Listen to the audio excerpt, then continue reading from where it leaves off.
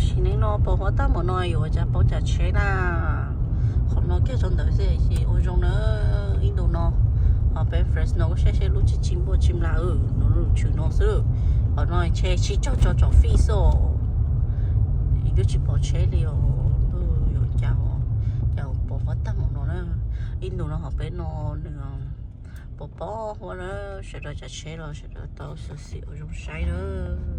bỏ thâu đi số đời chả chế thì tao tận một tiếng đời có theo bỏ để thì cho tao thấy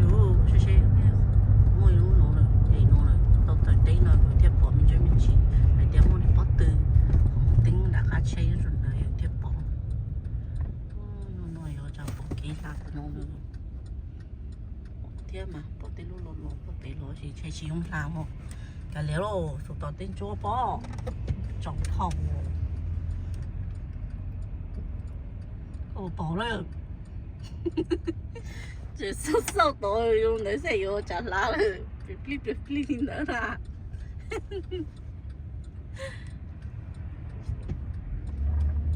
xong rồi bỏ qua chút tiền nhiều ăn ngon nhiều khó gì mong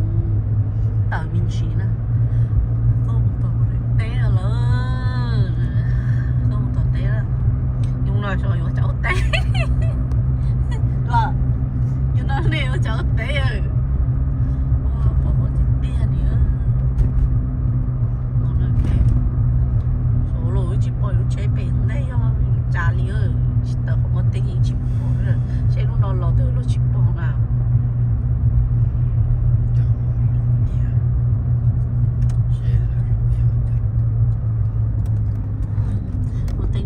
chỉ bỏ đi nữa, lời dây cho mà thêm một bỏ nữa, đeo hết cái lời đó đi đầu phi sao đầu phi tè, rồi nói một cái thôi là chỉ bé nhá, tôi chỉ bỏ nhau, lần là thay nó sẽ nó bỏ thò.